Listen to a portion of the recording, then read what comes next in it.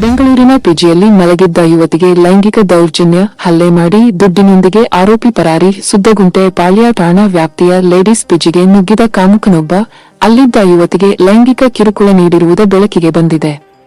ಇತ್ತೀಚೆಗೆ ಇದೇ ಸುದ್ದಗುಂಟೆ ಪಾಳ್ಯದಲ್ಲಿ ನಡುರಸ್ತೆಯಲ್ಲೇ ಮಧ್ಯರಾತ್ರಿ ಯುವಕನೊಬ್ಬ ಯುವತಿಗೆ ಲೈಂಗಿಕ ಕಿರುಕುಳ ನೀಡಿ ಪರಾರಿಯಾಗಿದ್ದ. ಈಗ ಪಿಜಿಯಲ್ಲಿ ಈ ಘಟನೆ ನಡೆದಿದ್ದು ಆರೋಪಿ ಪರಾರಿಯಾಗಿದ್ದಾನೆ. ಒಂಟಿಯಾಗಿ ರೂಮ್ ಮಾಡಿಕೊಂಡು ಇದ್ರೆ ಸೇಫ್ ಇರಲ್ಲ ಅನ್ನೋ ಕಾರಣಕ್ಕೆ ಹೆಣ್ಮಕ್ಕಳು ಲೇಡೀಸ್ ಪಿಜಿ ಸೇರುತ್ತಾರೆ. ಇಲ್ಲಿಯೂ ಅವರಿಗೆ ಸುರಕ್ಷಿತ ವಾತಾವರಣ ಇಲ್ಲವೆಂದರೆ ಬಿಟಿಎಂ ಲೇಔಟ್ ಹಾಗೂ ಸುತ್ತಮುತ್ತ ಸಾಕಷ್ಟು ಲೇಡೀಸ್ ಪಿಜಿಗಳಿವೆ. ಇಲ್ಲಿ ಒಂದಲ್ಲ ಒಂದು ಸಮಸ್ಯೆ ಎದುರಾಗುತ್ತಲೇ ಇರುತ್ತದೆ ಎಂಬುದು ಗಾಬರಿ ಮೂಡಿಸುವ ಸಂಗತಿ. ಮುಂಜಾನೆ 3 ಗಂಟೆಗೆ ಮಾಸ್ಕ್ ಧರಿಸಿದ್ದ ಆರೋಪಿಯು ಪಿಜಿಗೆ ಬಂದು ಯುವತಿ ಇದ್ದ ರೂಮಿನೊಳಗೆ ನುಗ್ಗಿದ್ದಾನೆ. ಯಾರೋ ವ್ಯಕ್ತಿ ಬಂದಿರುವುದು ಯುವತಿಗೆ ಗೊತ್ತಾದರೂ ಅದು ತನ್ನ ರೂಮ್ ಮೇಟ್ ಇರಬಹುದು ಎಂದು ಭಾವಿಸಿ ಯುವತಿ ಮಲಗೇ ಇದ್ದಾಳೆ. ಆದರೆ ಆ ವ್ಯಕ್ತಿಯು ರೂಮಿನ ಎಲ್ಲಾ ಬಾಗಿಲುಗಳನ್ನು ಮುಚ್ಚಿ ಡೋರ್ ಲಾಕ್ ಮಾಡಿದ್ದಾನೆ. ನಂತರ ಆತ ಯುವತಿ ಬಳಿ ಹೋಗಿ ಕೈ ಕಾಲು ಸವರಿದ್ದಾನೆ. ಯುವತಿಗೆ ಎಚ್ಚರವಾಗಿ ಈತನ ವರ್ತನೆಯನ್ನು ಪ್ರತಿರೋಧಿಸಿದ್ದಾಳೆ. ಚೀರಾಡುತ್ತಾ ಆ ಅಪರಿಚಿತ ವ್ಯಕ್ತಿಗೆ ಯುವತಿ ಒದ್ದಿದ್ದಾಳೆ. ಇದಕ್ಕೆ ಬಗ್ಗದ ಆ ವ್ಯಕ್ತಿ ಮತ್ತಷ್ಟು ಕಿರುಕುಳ ಕೊಟ್ಟಿದ್ದಾನೆ, ಹಲ್ಲೆ ಎಸಗಿದ್ದಾನೆ. ನಂತರ ಕಪ್ಬೋರ್ಡ್ನಲ್ಲಿದ್ದ 500 ರು ಹಣ ಎತ್ತುಕೊಂಡು ಅಲ್ಲಿಂದ ಹೋಗಿದ್ದಾನೆ.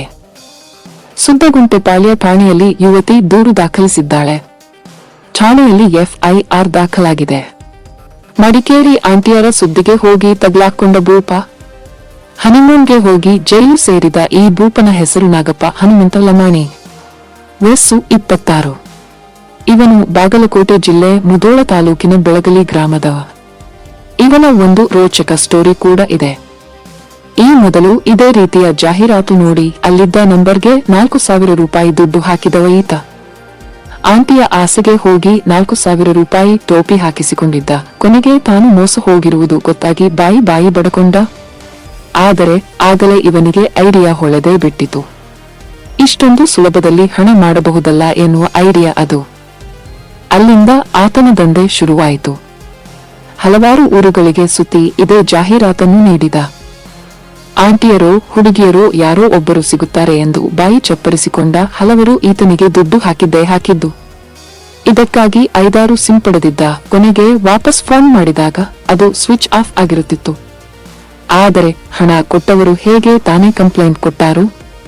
ಹುಡುಗಿ ಆಂಟಿ ಆಸೆಗೆ ದುಡ್ಡು ಕೊಟ್ಟೆ ಎಂದು ಹೇಳಲು ಆದೀತ ಇಲ್ಲವೇ ಇಲ್ಲ. ಇದರಿಂದ ಬಾಯಿ ಮುಚ್ಚಿಕೊಂಡು ಅವರೆಲ್ಲ ಸುಮ್ಮನಾಗುತ್ತಿದ್ದರು.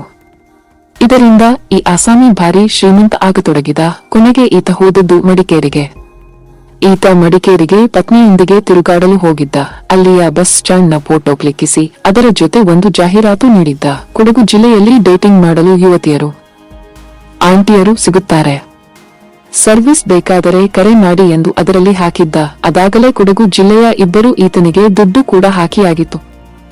ಆದರೆ ಹೇಳಿ ಕೇಳಿ ಮಡಿಕೇರಿಯವರು ಅವರು ಸುಮ್ಮನೆ ಇರ್ತಾರ.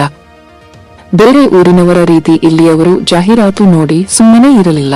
ಸಿಕ್ಕಾಪಟ್ಟೆ ಗರಂ ಆಗಿಬಿಟ್ಟರು. ಕೊನೆಗೆ ಪೊಲೀಸರಿಗೆ ದೂರು ನೀಡಿದರು. ತನಿಖೆ ನಡೆಸಿದ ಪೊಲೀಸರು ಆತ ಕೊಟ್ಟ ಮೊಬೈಲ್ ನಂಬರ್ ಸುಳಿವು ಹಿಡಿದು ಅವನ ಜನ್ಮ ಜಾಲಾಡಿದರು. ಬಾಗಲಕೋಟೆ ಜಿಲ್ಲೆಯವ ಎಂದು ತಿಳಿದು ಅವನ ಮನೆಗೆ ಹೋಗಿ ಅರೆಸ್ಟ್ ಮಾಡಿದ್ದಾರೆ. ಹೋಗ್ಬೇಡಮ್ಮ ನೀನು ಬೇಕು. ಕುಟುಂಬವ ತೊರೆದು ಲವರ್ ಜೊತೆ ಹೊರಟ ತಾಯಿಯನ್ನು ಪರಿಪರಿಯಾಗಿ ಬೇಡಿದ ಮಕ್ಕಳು. ಕುಟುಂಬ ಹಾಗೂ ಪ್ರೇಮಿ ನಡುವಿನ ಆಯ್ಕೆಯಲ್ಲಿ ಪ್ರೇಮಿಯನ್ನೇ ಆರಿಸಿಕೊಂಡ ಮಹಿಳೆ ಮಕ್ಕಳು ಗಂಡನನ್ನು ತೊರೆದು ಪ್ರೇಮಿಯ ಜೊತೆ ಹೊರಡಲು ಸಿದ್ಧಳಾಗುತ್ತಾಳೆ. ಆ ನೋವಿನ ಕ್ಷಣದಲ್ಲಿ ಮಕ್ಕಳು ತಾಯಿಯನ್ನು ಕಳೆದುಕೊಳ್ಳಲು ಇಷ್ಟವಿಲ್ಲದೆ ಹೋಗಬೇಡಮ್ಮ ನೀನು ನಮಗೆ ಬೇಕು, ಇಲ್ಲೇ ಇದ್ದು ಬಿಡು ಎಂದು ಬೇಡಿಕೊಳ್ಳುತ್ತಿರುವ ದೃಶ್ಯ ಕಣ್ಣಂಚಲ್ಲಿ ನೀರು ತರದೆ ಬಿಡದು.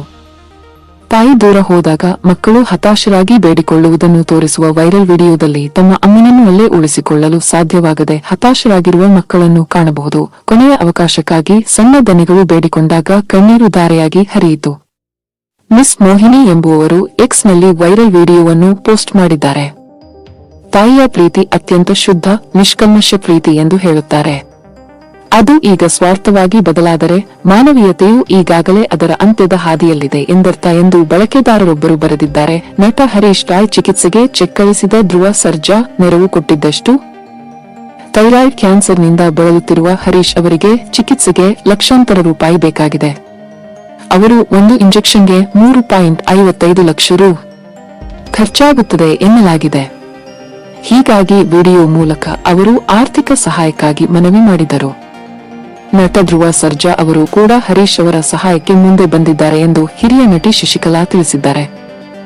ನಮ್ಮ ಧ್ರುವ ಸರ್ಜಾ ಸರ್ ಕಳಿಸಿದ್ದು ಸಣ್ಣ ಅಮೌಂಟ್ ಅಲ್ಲ, ದೊಡ್ಡ ಅಮೌಂಟ್, ಸುಮಾರು 11 ಲಕ್ಷ ರೂಪಾಯಿ ಚೆಕ್ ಅನ್ನು ಕಳಿಸಿಕೊಟ್ಟಿದ್ದಾರೆ. ಅದನ್ನ ಕಂಡು ನನಗೆ ಅಚ್ಚರಿ ಜೊತೆಗೆ ಖುಷಿಯೂ ಆಯ್ತು. ನಮ್ಮ ಕಲಾವಿದರು ನಿಜಕ್ಕೂ ಹೆಮ್ಮೆ ಅನಿಸಿತು ಎಂದು ಶಶಿಕಲಾ ಹೇಳಿದ್ದಾರೆ. ಅವರೊಂದಿಗೆ ನಾನು ಕೂಡ ಕೆಲಸ ಮಾಡಿದ್ದೇನೆ. ಈಗೆಲ್ಲ ತಂದೆ ತಾಯಿ ಹೋದ್ರೆ ಒಂದು ಕರ್ಪೂರ ಹಚ್ಚೋಕು ಜನ ಬರಲ್ಲ, ಅಣ್ಣ ಸತ್ತರೆ ತಮ್ಮ ಬರಲ್ಲ, ತಮ್ಮ ಸತ್ತರೆ ಅಣ್ಣ ಬರಲ್ಲ, ಪ್ರಪಂಚ ಹಾಗಾಗಿದೆ. ಆದರೆ ಧ್ರುವ ಸರ್ಜಾ ಅವರ ಮನಸ್ಸು ನೋಡಿ ಬಹಳ ಹೆಮ್ಮೆ ಅನಿಸಿತು. ನಮ್ಮ ಕಲಾವಿದರು ಎಂದು ಒಂದು ಜೀವ ಉಳಿಸಲು ಧ್ರುವ 11 ಲಕ್ಷ ರೂಪಾಯಿ ಚೆಕ್ ಕಳಿಸಿಕೊಡ್ತಾರೆ ಎಂದು ಹೊಗಳಿದ್ದಾರೆ. 7ನೇ ಕ್ಲಾಸ್ ಹುಡುಗಿಗೂ 8ನೇ ಕ್ಲಾಸ್ ಹುಡುಗನಿಗೂ ಲವ್ ಬಾಲಾಪರಾಧ ಮಾಡಿ ಬಾಲಕಿ ಈಗ ಗರ್ಭಿಣಿ. ಅವರಿಬ್ಬರು ಒಂದೇ ಶಾಲೆಯಲ್ಲಿ ಓದುತ್ತಿದ್ದ ಅಪ್ರಾಪ್ತರು. ಇಬ್ಬರಿಗೂ ಪರಿಚಯವಿತ್ತು. ಇಬ್ಬರು ಈ ಹಿಂದೆ ಮೊರಾರ್ಜಿ ವಸತಿ ಶಾಲೆಯಲ್ಲಿ ಓದುತ್ತಿದ್ದರು. ಆಗಲೇ ಇಬ್ಬರು ಹತ್ತಿರವಾಗಿದ್ದರು. ಶಾಲೆ ಬಿಟ್ಟ ಮೇಲೆ ಅಪ್ರಾಪ್ತೆಯ ಮೇಲೆ ಅಪ್ರಾಪ್ತ ಅತ್ಯಾಚಾರ ಎಸಗಿದ್ದನಂತೆ. ಇದೀಗ ಫೋಕ್ಸೋ ಪ್ರಕರಣದಲ್ಲಿ ಆತನ ವಿರುದ್ಧ ಪ್ರಕರಣ ದಾಖಲಾಗಿದೆ. ಕಾರಣ ಅತ್ಯಾಚಾರ ಎಸಗಿದ್ದು ಮಾತ್ರವಲ್ಲ, ಸಂತ್ರಸ್ತೆ ಈಗ 2 ತಿಂಗಳ ಗರ್ಭಿಣಿಯಾಗಿದ್ದಾಳೆ. ಈ ಘಟನೆ ನಡೆದಿರುವುದು ಬಾಗಲಕೋಟೆ ಜಿಲ್ಲೆಯಲ್ಲಿ ಇಳಕಲ್ ಗ್ರಾಮೀಣ ಠಾಣೆ ವ್ಯಾಪ್ತಿಯಲ್ಲಿ. ಅಪ್ರಾಪ್ತೆಯೊಬ್ಬಳ ಮೇಲೆ ಅಪ್ರಾಪ್ತನೇ ಅತ್ಯಾಚಾರ ಎಸಗಿದ್ದು, ಈ ಪ್ರಕರಣವು ಈಗ ಸ್ಥಳೀಯವಾಗಿ ಹಾಗೂ ಕಾನೂನು ವಲಯದಲ್ಲಿ ದೊಡ್ಡ ಚರ್ಚೆಯ ವಿಷಯವಾಗಿದೆ. ಮೂಲಗಳ ಪ್ರಕಾರ ಇಳಕಲ್ ತಾಲೂಕಿನ ಕಂದಗಲ್ ಗ್ರಾಮದ ಮೊರಾರ್ಜಿ ವಸತಿ ಶಾಲೆಯಲ್ಲಿ ಈ ಇಬ್ಬರು ಮಕ್ಕಳು ಓದುತ್ತಿದ್ದರು. ಆ ಸಂದರ್ಭದಲ್ಲಿ ಸಂತ್ರಸ್ತೆ 7ನೇ ತರಗತಿಯಲ್ಲಿ ವ್ಯಾಸಂಗ ಮಾಡುತ್ತಿದ್ದರೆ, ಆರೋಪಿಯಾದ ಅಪ್ರಾಪ್ತ 8ನೇ ತರಗತಿಯಲ್ಲಿ ಓದುತ್ತಿದ್ದನು. ಶಾಲೆಯಲ್ಲಿದ್ದಾಗಲೇ ಇವರಿಬ್ಬರ ಪರಿಚಯ ಬೆಳೆದಿತ್ತು. ಬಾಲಕಿಯ ತಂದೆ ನೇರವಾಗಿ ಪೊಲೀಸರಿಗೆ ದೂರು ನೀಡಿದ್ದಾರೆ. ಅವರ ದೂರು ಆಧರಿಸಿ ಇಳಕಲ್ ಗ್ರಾಮೀಣ ಠಾಣೆ ಪೊಲೀಸರು ಪೋಕ್ಸೋ ಕಾಯ್ದೆ ಅಡಿ ಪ್ರಕರಣ ದಾಖಲಿಸಿದ್ದಾರೆ. ಪ್ರಾಥಮಿಕ ತನಿಖೆ ಆರಂಭಗೊಂಡಿದ್ದು, ಬಾಲಕನ ವಿರುದ್ಧ ಎಫ್ಐಆರ್ ದಾಖಲಾಗಿದೆ. ಮಗುವಿಗೆ ಜನ್ಮ ನೀಡಿದ ಬಾಲಕಿ ಅಪ್ರಾಪ್ತ ಸೋದರನ ವಿರುದ್ಧವೇ ಪ್ರಕರಣ ದಾಖಲು. ಆರಂಭದಲ್ಲಿ ಬಾಲಕಿಯು ಗೊಂದಲಕಾರಿ ಹೇಳಿಕೆ ನೀಡಿದ್ದಳು. ಆಕೆಗೆ ಕೌನ್ಸೆಲಿಂಗ್ ನೀಡಿದ ಬಳಿಕ ತನ್ನ ಸಹೋದರನೇ ಕಾರಣ ಎಂಬುದನ್ನು ಒಪ್ಪಿಕೊಂಡಿದ್ದಾಳೆ ಎಂದು ಮಕ್ಕಳ ಸಹಾಯವಾಣಿಯ ಮೂಲಗಳು ತಿಳಿಸಿವೆ. ಹೇಳಿರುವುದು ಗಾಬರಿ ಹುಟ್ಟಿಸಿದೆ. ಬಾಲಕಿಯ ಸಹೋದರ ಕೂಡ ಅಪ್ರಾಪ್ತನಾಗಿದ್ದು, ತನ್ನ ತಂಗಿಯ ಮೇಲೆ ನಿರಂತರ ಲೈಂಗಿಕ ದೌರ್ಜನ್ಯ ನಡೆಸುತ್ತಿದ್ದ.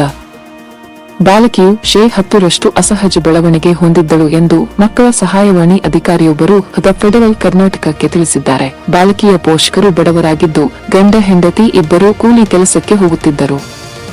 18 ವರ್ಷ ಪ್ರಾಯದ ಸಹೋದರ ತನ್ನ 14 ವರ್ಷದ ಸಹೋದರಿಯನ್ನೇ ಲೈಂಗಿಕವಾಗಿ ಬಳಸಿಕೊಂಡಿದ್ದ. ಪ್ರಕರಣ ಬೆಳಕಿಗೆ ಬಂದ ನಂತರ ಆತನ ವಿರುದ್ಧ ಪೋಕ್ಸೋ ಕಾಯ್ದೆ ಪ್ರಕರಣ ದಾಖಲಿಸಲಾಗಿದೆ ಎಂದು ತಿಳಿಸಿದ್ದಾರೆ. ಬಾಲಕಿಯು ಕಳೆದ 2 ದಿನಗಳಿಂದ ಹೊಟ್ಟೆನೋವಿನ ಕಾರಣ ಶಾಲೆಗೆ ರಜೆ ಹಾಕಿದ್ದಳು. ಪೋಷಕರು ಆಕೆಯನ್ನು ಆಸ್ಪತ್ರೆಗೆ ಕರೆದುಕೊಂಡು ಹೋಗಿ ಚಿಕಿತ್ಸೆಯನ್ನು ಕೊಡಿಸಿದ್ದರು. 29ರಂದು ಸಂಜೆ ಮನೆಯಲ್ಲೇ ಬಾಲಕಿಯು ಗಂಡು ಮಗುವಿಗೆ ಜನ್ಮ ನೀಡಿದ್ದಳು. ಬಾಲಕಿ ಹಾಗೂ ಮಗು ಇಬ್ಬರನ್ನೂ ಮೆಗ್ಗಾನ್ ಆಸ್ಪತ್ರೆಗೆ ದಾಖಲಿಸಿದ್ದು ಆರೋಗ್ಯವಾಗಿದ್ದಾರೆ. ಬಾಲಕಿ ಹಾಗೂ ಮಗುವನ್ನು ಮಕ್ಕಳ ರಕ್ಷಣಾ ಸಮಿತಿ ನಿಗಾದಲ್ಲಿ ಇರಿಸಲಾಗಿದೆ. 15 ವರ್ಷದ ಬಾಲೆಯೊಂದಿಗೆ ಗ್ರಾಮ ಪಂಚಾಯಿತಿ ಅಧ್ಯಕ್ಷನ ವಿವಾಹ. ಸಚಿವೆ ಲಕ್ಷ್ಮೀ ಹೆಬ್ಬಾಳ್ಕರ್ ತವರು ಜಿಲ್ಲೆಯಲ್ಲಿ ಅಮಾನವೀಯ ಘಟನೆ. 2023ರ ನವೆಂಬರ್ 5ರಂದು ಭೀಮಶ್ರೀ ಕಾಲಿಮಣಿ ಈ ಕೃತ್ಯವೆಸಗಿದ್ದು, ವಿವಾಹದ ವೇಳೆ ಬಾಲಕಿಯ ವಯಸ್ಸು ಕೇವಲ 15 ವರ್ಷವಾಗಿತ್ತು. ಈ ಘಟನೆ ತಡವಾಗಿ ಬೆಳಕಿಗೆ ಬಂದಿದ್ದು, ಯಮಕನಮರಡಿ ಠಾಣೆಯಲ್ಲಿ ಎಫ್ಐಆರ್ ದಾಖಲಾಗಿದೆ. ದೂರು ಸ್ವೀಕರಿಸಿದ ತಕ್ಷಣ ಜಿಲ್ಲಾ ಮಕ್ಕಳ ರಕ್ಷಣಾಧಿಕಾರಿ ಡಾ.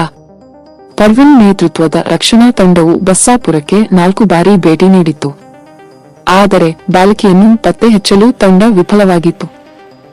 ಈ ಮಧ್ಯೆ ಭೀಮಶ್ರೀ ಕಾಲಿಮಣಿ ಬಂಧನದ ಭೀತಿಯಿಂದ ತಪ್ಪಿಸಿಕೊಳ್ಳಲು ಬಾಲಕಿಯ ನಕಲಿ ಜನನ ಪ್ರಮಾಣ ಪತ್ರವನ್ನು ಬಿಡುಗಡೆ ಮಾಡಿ ಆಕೆ ಪ್ರಾಪ್ತ ವಯಸ್ಸಿನವಳೆಂದು ದಾಖಲೆ ಸೃಷ್ಟಿಸಿದ್ದ ಎನ್ನಲಾಗಿದೆ. ಆದರೆ ಅಧಿಕಾರಿಗಳು ಶಾಲಾ ಟ್ರಾನ್ಸ್ಫರ್ ಸರ್ಟಿಫಿಕೇಟ್ನೊಂದಿಗೆ ಈ ದಾಖಲೆಯನ್ನು ಹೋಲಿಕೆ ಮಾಡಿದಾಗ ಭೀಮಶ್ರೀ ಕಾಲಿಮಣಿ ಬಾಲ್ಯ ವಿವಾಹ ಮಾಡಿಕೊಂಡಿರುವುದು ದೃಢವಾಗಿದೆ.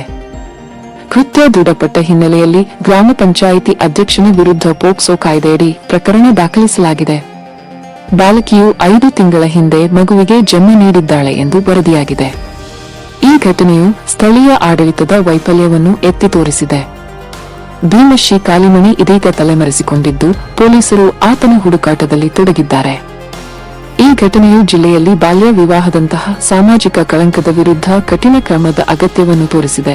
ಧರ್ಮಸ್ಥಳ ಸೌಜನ್ಯ ಪ್ರಕರಣಕ್ಕೆ ಬಿಗ್ ಟ್ವಿಸ್ಟ್. ಕಾರಲ್ಲಿ ಕಿಡ್ನಾಪ್ ಮಾಡಿದ್ದು ನೋಡಿದ್ದಾಗಿ ಮಹಿಳೆ ದೂರು. ಚಿಕ್ಕಕೆಂಪಮ್ಮ ಅವರು ಎಸ್ಐಟಿ ಸಹಾಯವಾಣಿಗೆ ದೂರು ಸಲ್ಲಿಸಿದ್ದು, ಅಧಿಕಾರಿಗಳು ಸುಮಾರು 45 ನಿಮಿಷಗಳ ಕಾಲ ದೂರವಾಣಿ ಮೂಲಕ ಆಕೆಯಿಂದ ಪ್ರಕರಣದ ವಿವರಗಳನ್ನು ಕಲೆ ಹಾಕಿದ್ದಾರೆ. ಮಹಿಳಾ ಆಯೋಗಕ್ಕೂ ಅವರು ಕರೆ ಮಾಡಿ ತಾನು ಕಂಡ ಘಟನೆ ಕುರಿತು ಸಂಪೂರ್ಣ ಮಾಹಿತಿ ನೀಡಿದ್ದಾರೆ. ತನ್ನ ಕಣ್ಣಾರೆ ಕಂಡ ಘಟನೆಯ ಬಗ್ಗೆ ಆತ್ಮವಿಶ್ವಾಸದಿಂದ ಹೇಳಿಕೆ ನೀಡಿರುವ ಅವರು ತನಿಖೆ ಸಮಗ್ರವಾಗಿ ನಡೆಯಬೇಕು ಎಂದು ಒತ್ತಾಯಿಸಿದ್ದಾರೆ. ದೂರುದಾರ ಹೇಳಿಕೆ. ಚಿಕ್ಕಕೆಂಪಮ್ಮ ಅವರ ಪ್ರಕಾರ ತಾನು ಒಬ್ಬ ಹುಡುಗಿಯನ್ನು ಕಿಡ್ನಾಪ್ ಮಾಡುತ್ತಿರುವುದನ್ನು ಕಣ್ಣಾರೆ ಕಂಡಿದ್ದೇನೆ ಎಂದು ತಿಳಿಸಿದ್ದಾರೆ. ಪೂಜೆ ಸಲ್ಲಿಸಲು ಧರ್ಮಸ್ಥಳದ ದೇವಸ್ಥಾನಕ್ಕೆ ತೆರಳಿದ ಬಳಿಕ ಪ್ರಕೃತಿ ಚಿಕಿತ್ಸಾಲಯದ ಕಡೆಗೆ ಹೊರಟಿದ್ದ ಸಂದರ್ಭದಲ್ಲಿ ಈ ಘಟನೆ ತನ್ನ ಕಣ್ಣು ಮುಂದೆ ನಡೆದಿದೆ ಎಂದು ಹೇಳಿಕೆ ನೀಡಿದ್ದಾರೆ. ಮಹಿಳೆಯ ಪ್ರಕಾರ ಒಂದು ಕಾರ್ ಬಂದು ಆ ಹುಡುಗಿಯನ್ನು ಬಲವಂತವಾಗಿ ಕೊಂಡೊಯ್ದದ್ದು ನೇರವಾಗಿ ನನ್ನ ಕಣ್ಣು ಮುಂದೆ ಜರುಗಿತು. ಈ ದೃಶ್ಯವನ್ನು ಕಂಡ ನಂತರ ತಕ್ಷಣವೇ ಅಧಿಕಾರಿಗಳಿಗೆ ಮಾಹಿತಿ ನೀಡಬೇಕೆಂದು ಮನಸ್ಸು ಮಾಡಿಕೊಂಡಿದ್ದೆ, ಆದರೆ ಆವಾಗ ಆಗಲಿಲ್ಲ ಎಂದು ತಿಳಿಸಿದ್ದಾರೆ. ಈ ಹೊಸ ದೂರು ಮತ್ತು ಸಾಕ್ಷ್ಯವು ಧರ್ಮಸ್ಥಳ ಶವಹೂತ ಪ್ರಕರಣದ ತನಿಖೆಗೆ ಹೊಸ ದಿಕ್ಕನ್ನು ತರುತ್ತದೆ ಎಂದು ತಜ್ಞರು ಅಭಿಪ್ರಾಯಪಟ್ಟಿದ್ದಾರೆ. ಚಿಕ್ಕಕೆಂಪಮ್ಮ ಅವರ ಹೇಳಿಕೆ ಪ್ರಕರಣದಲ್ಲಿ ಪ್ರಮುಖ ಸಾಕ್ಷಿಯಾಗುವ ಸಾಧ್ಯತೆ ಇದೆ ಎಂದು ಪೊಲೀಸರು ಹೇಳಿದ್ದಾರೆ. ನನಗೆ ಏನೇ ಆದರೂ ಮಗಳೇ ಕಾರಣ, ಹಾಗೆ ಮಾಡಿದ್ರೆ ದೇಶಾಂತರ ಹೋಗ್ತೀನಿ. ಮಗಳ ಕಾಲೆಳೆದ ಆಕ್ಟ್ರೆಸ್ ಸುಧಾರಾಣಿ, ನನ್ನ ಮಗಳು ಲಾ ಓದಿ 2 ವರ್ಷ ಆಗಿದೆ, ಮುಂದೆ CS ಮಾಡ್ತೀನಿ ಅಂತ ಹೇಳುತ್ತಿದ್ದಾಳೆ. ಅವಳು ಮನೆಯಲ್ಲಿದ್ದರೆ ಇಡೀ ದಿನವೂ ಓದುತ್ತಿರುತ್ತಾಳೆ. ನನಗೆ ಇದೇ ಚಿಂತೆ ಆಗಿದೆ. 10ನೇ ಕ್ಲಾಸ್ನಲ್ಲಿ 98% ಮಾರ್ಕ್ಸ್ ಬಂತು ಅಂತ ಸಿಕ್ಕಾಪಟ್ಟೆ ಅತ್ತಳು. ನಾನು ಅಂದು ಶೂಟಿಂಗ್ನಲ್ಲಿದ್ದೆ. ನಿರ್ದೇಶಕರ ಬಳಿ 5 ನಿಮಿಷ ತಗೊಂಡು ಇವಳ ಮಾರ್ಕ್ಸ್ ಎಷ್ಟು ಬಂದಿದೆ ಅಂತ ನೋಡೋಣ ಅಂದುಕೊಂಡೆ. ಆಗ ಇವಳ ಫೋನ್ ಬಂತು. ಇವಳು ಅಳೋದು ನೋಡಿ ನಾನು ಫೇಲ್ ಆಗಿರಬಹುದಾ ಅಂದುಕೊಂಡೆ. 98% ಅಂಕ ಬಂತು ಅಂತ ಅವಳು ಬಿಕ್ಕಿ ಬಿಕ್ಕಿ ಅಳುತ್ತಿದ್ದಳು. ಇವಳ ಅಳು ಕೇಳಿ ಶೂಟಿಂಗ್ ಸೆಟ್ನಲ್ಲಿದ್ದವರು 3 ಗಂಟೆ ಬ್ರೇಕ್ ತಗೊಂಡು ಇವಳಿಗೆ ಸಮಾಧಾನ ಮಾಡಿದ್ದಾರೆ. ಅಂಥ ಮಗಳು ಇವಳು ಎಂದು ಸುಧಾರಾಣಿ ಹೇಳಿದ್ದಾರೆ. ಇವಳ ಪರೀಕ್ಷೆ ಟೆನ್ಷನ್ ನೋಡಿ ನನಗೆ ಎಸಿಡಿಟಿ ಬಂದಿರೋದು. ನನಗೆ ಏನೇ ಆದರೂ ಇವಳೇ ಕಾರಣ ಎಂದು ಅವರು ಮಗಳ ಬಗ್ಗೆ ತಮಾಷೆಯಾಗಿ ಹೇಳಿಕೊಂಡಿದ್ದಾರೆ. ಅಂದ ಹಾಗೆ ನಿಧಿ ಕೂಡ ಮಾತನಾಡಿ ನಾನು ಮಾಸ್ಟರ್ಸ್ ಮಾಡ್ತೀನಿ ಅಂತ ಅಂದರೆ ಅಮ್ಮ ಬೇಡ ಎನ್ನುತ್ತಾಳೆ ಎಂದಿದ್ದಾರೆ. ಪರೀಕ್ಷೆ ಬಂದರೆ ಇಡೀ ದಿನ ರೂಮ್ನಲ್ಲೇ ಇರುತ್ತಾಳೆ. ಬೆಡ್ ಮೇಲೆ ಪುಸ್ತಕ, ಲ್ಯಾಪ್ಟಾಪ್ ಎಲ್ಲವೂ ಹರಡಿಕೊಂಡಿರುತ್ತದೆ. ಅವಳು ರಾತ್ರಿಯೇ ಸ್ನಾನ ಮಾಡುತ್ತಾಳೆ. ಕಾಫಿ, ಟೀ ಏನೇ ಕುಡಿದರೂ ಅಲ್ಲೇ ಇರುತ್ತದೆ. ನಿನ್ನ ರೂಮಾದರೂ ಕ್ಲೀನ್ ಮಾಡಿಕೋ, ಸೂರ್ಯ ಹೇಗಿದ್ದಾನೆ ಅಂತ ಮನೆ ಹೊರಗಡೆ ಬಂದು ನೋಡು ಅಂತ ನಾನು ಹೇಳ್ತೀನಿ. ಡಿಸೆಂಬರ್ನಲ್ಲಿ ಪರೀಕ್ಷೆ ಇದೆ, ನಾನು ದೇಶಾಂತರ ಹೋಗೋಣ ಅಂದುಕೊಂಡಿದ್ದೇನೆ ಎಂದು ಸುಧಾರಾಣಿ ಅವರು ತಮಾಷೆಯಿಂದ ಹೇಳಿದ್ದಾರೆ.